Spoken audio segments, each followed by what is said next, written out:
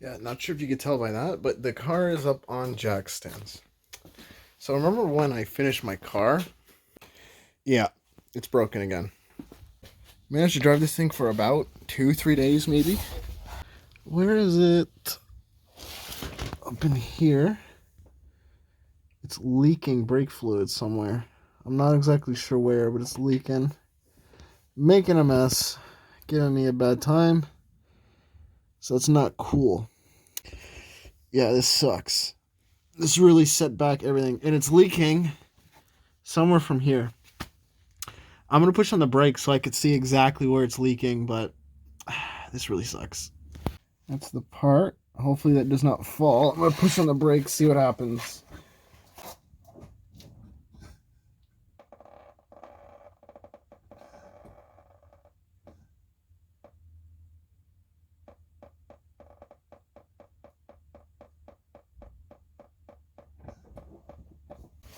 All right. How's that? Oh yeah, she's leaking. So I've been going at it for a while. Took the wheel off. Took out the rear seat. Looking here, I can see a bunch of liquid. So that's not a good sign. I'm gonna go ahead and take out this bar. But to remove the seat, it's a couple 12 mils that are just right here, one here and the one on the other side. And then there's going to be like that little hook right there that hooks into like the wire right here. You just got to kind of manipulate it and it comes out. This, I believe, is again a bunch of 12s. Yeah, it looks like a 12, could be a 14. I think it's a 12 though. Take those out, pop the bar out so I can gain access to this. And I don't really think you need these bars. I think on the JDM models, they don't come with them. I think they were added for the American cars only. I'm not sure exactly why. I think it was just kind of like a safety thing, or like, I really don't know. I don't really know if it adds much rigidity to the chassis, to be honest. It might, but yeah, I believe, I'm not 100% sure, but I believe it never came with the JDM cars. So I'm going to go ahead and remove this, see if I can get a better look at this, but I smelt it and it is definitely brake fluid. So that's really shitty. This sucks. This really sucks. All right. Zabar is out. And if we look, yeah, she's wet. I have a feeling we're gonna have to cut it here and then run new lines all the way back to the rear wheels. I just have a feeling I'm gonna have to do that. So I'm probably gonna now just start taking everything apart. Okay, so I ripped apart the car some more. I removed the plastic cover that hides the fuel pipe. I forget what you call it. It's where the fuel goes to the tank. Just so I can get a better look of where all the brake lines are. Basically, I've tried to remove the stripped out. Well, it's actually, I don't think it's leaking from these fittings. I think it's leaking from above. All these fittings are so rotted that I put a vice grip on it and I'm trying to turn it and it's gone. It's just falling apart. I can't get a grip on it. They're seized in there. I believe the issue is up here. So if you look, there's a bunch of rust. And the car was repaired at some point, and I'll say right now that it was repaired incorrectly. I bet you it's leaking somewhere around here. And you can see a bunch of rust there, so that's lovely. So I'm thinking right now the best thing to do is to cut off here and here. Put something just to hold any liquid that kind of falls out. And, oh, there's a marble. That's interesting. And basically, rip out the old brake lines and run new lines. Now, that's really going to suck, but I think that's what I'm going to have to do. And I've even tried to see if I can cut off like a piece, like this is a brake line right here. I've tried to see if I can like come down here and try to get something that I can just put a flared fitting on and like attach it. But if you see, it runs right along the frame rail and I just really can't get in there. So I'm thinking the best thing to do is just make my own lines, unfortunately. So I'm going to go ahead and start ripping everything out. I It's just gone. It's just leaking everywhere right now. Look, I'm just bending it. Oh yeah, it's gone. Look at that. Just gone. Beautiful. There we go. I'm gonna go ahead and just cut this right here. Might as well. It's gonna leak either way.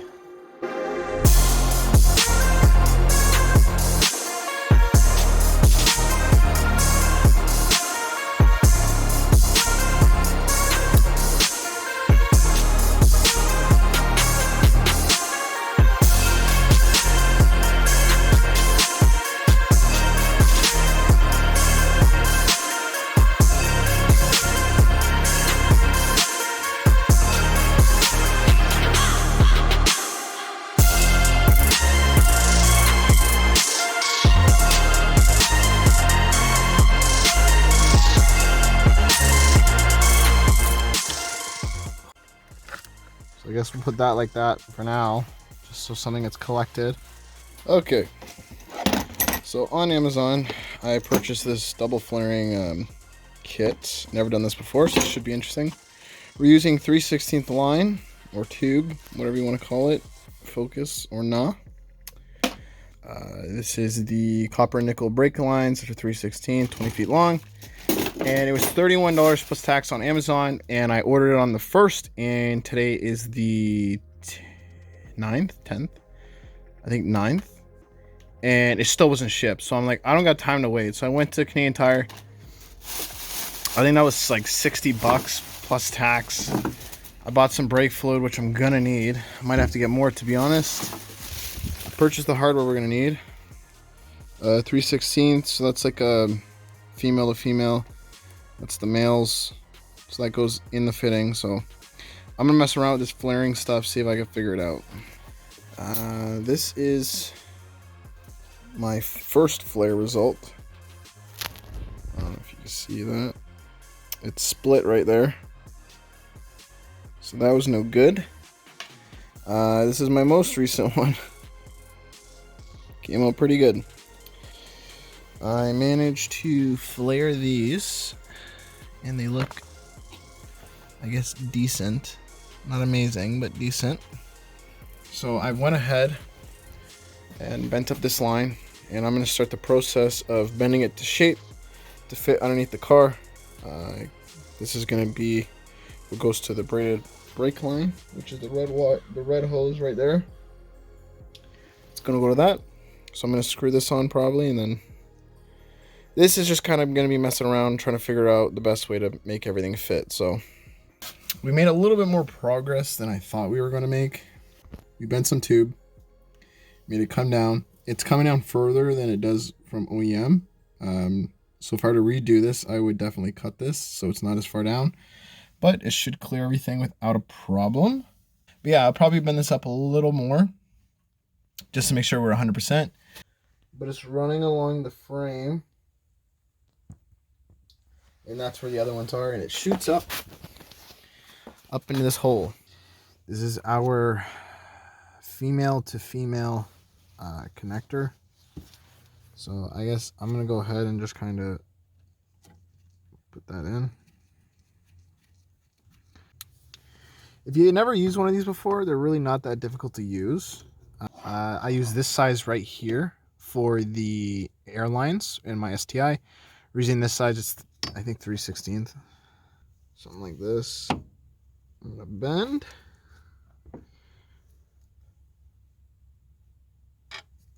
Like that. Now, I'm not going for like perfect crisp lines. This pipe is very easy to manipulate if it's not 100%. And I'm gonna pop this in just so I kind of know where it's gonna be. Now that's lined up. This is what we're looking like. Again, it's not perfect, but it's pretty close. I'm gonna cut it about right here.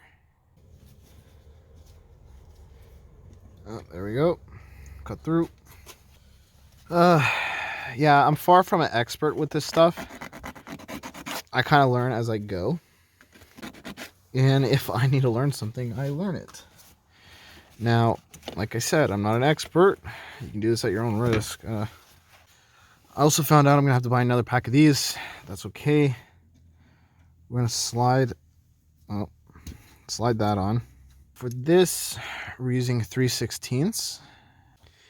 Now this spacer goes on the inside. I don't know if you could see this very well, but it goes on the inside of the tube, and you gotta push this entire fitting against it, and that's when you know it's in the right position. Make sure it's really tight. Now this, you slide on. I know you can't see this, but it goes into the tube. So it's in there now. And begin tightening. I think you can over tighten this, and you can risk splitting the tube. So make it tight, but you know, once it starts getting really hard, you should lay off of it. Take it all off.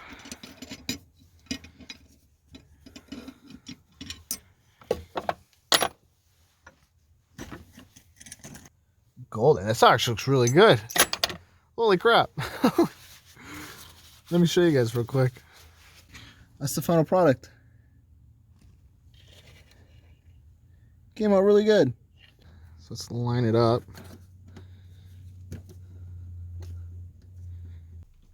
Your flare nut spanner. Tighten it all down. I got to tighten up the thingy, the bobber that's on the brake caliper, or that goes to the braided line. So I still got to tighten that up. But I think we can call one complete. So that's pretty cool.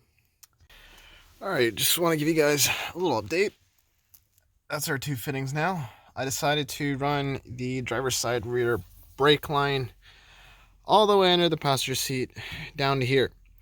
While I was back here, I noticed lots of bits of glass. So I know this car was in an accident. I don't know if it was ever broken into, but I have a feeling this might have been from the accident. Like, it's just, there's little bits of glass everywhere, and I don't know how they would have missed that. And I don't know, I feel like it just kind of would make sense if it happened during the accident. But yeah, I ran it down here now. What is next is I ran it, I don't know if you can really see it, but basically it comes out of here, and I'm bending the wire now to come up into this fitting. And then we'll be done running the lines. Then we just got to breathe the brakes and put it all back together. All right, so I'm just getting my bleeder valves opened up. I put these on brand new last year, so that just shows you what Canadian winters does to our cars. Once again, you could use one of these, I forget what you call them now. Flare nut spanners, flare nut spanners, something like that. You could use these to go around. They do a very good job.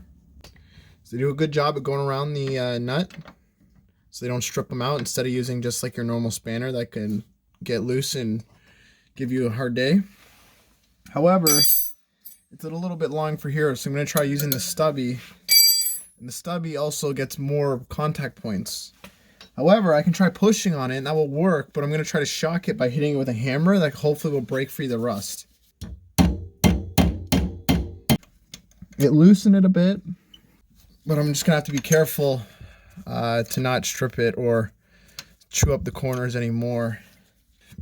I'm going to go ahead and quickly throw some liquid in, see if we have any leaks, and then go from there. If there's no leaks, we'll start filling this bad boy up with some new brake fluid, and we can drive her to work tomorrow.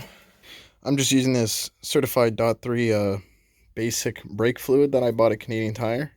This is the same brake fluid I bought last year, actually. So I got another jug because we pretty much lost everything. Just gonna fill her up. Check for leaks, check for bubbles, check for anything that doesn't look right. Can you pump?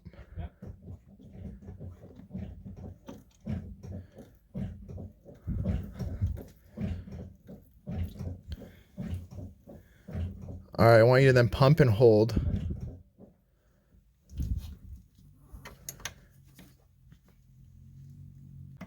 Okay, pump. just keep pumping. All right, pump and then hold. Do one more time.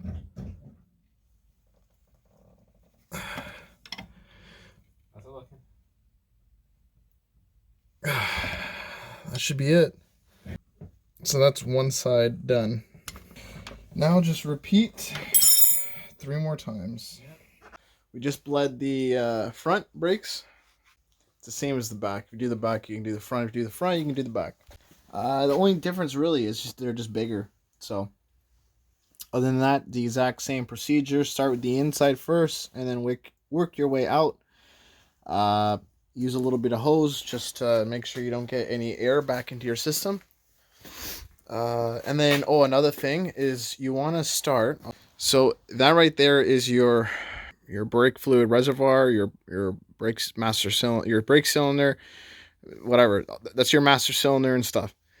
Okay, that's your brake stuff. Okay. Now, if you look at the lines, you'll see them. I believe that's ABS. I believe. But basically, imagine you got lines going to each and every one of your calipers in your car, okay? So on your normal car, you would go from the caliper that's furthest from here. So furthest from here would probably be passenger rear, then driver rear, and then you'd go passenger front, driver front. For this car, and I'm assuming Subarus from 02 to 07, I'm not sure about 08 plus, you actually have to start with driver rear because the brake line runs over and all the way back there, and then there.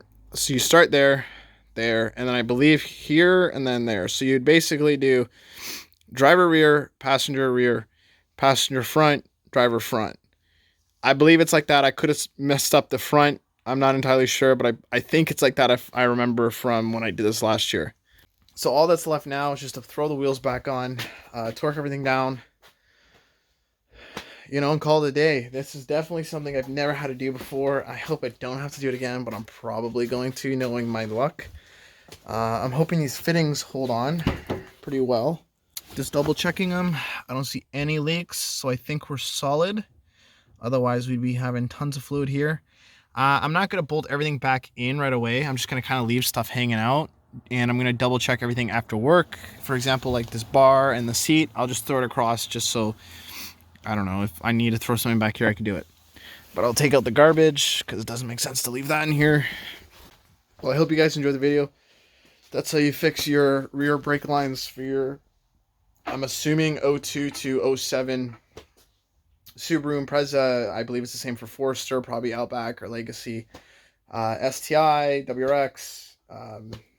I believe it's all the same for those years. I'm not 100% sure. Just don't quote me. But if you have the similar issue, you could use the same techniques that I used. I'm by far no means a professional. I'm just a cheap guy that, doesn't want to spend his money on labor when he knows he could do it himself, learn something, and then, it's just something, it's just something else. There's another skill you can add to your resume. If I could do it, you could do it. So on that note, if you guys like the video, please leave a like, comment if you have any questions, subscribe as always, and take it easy.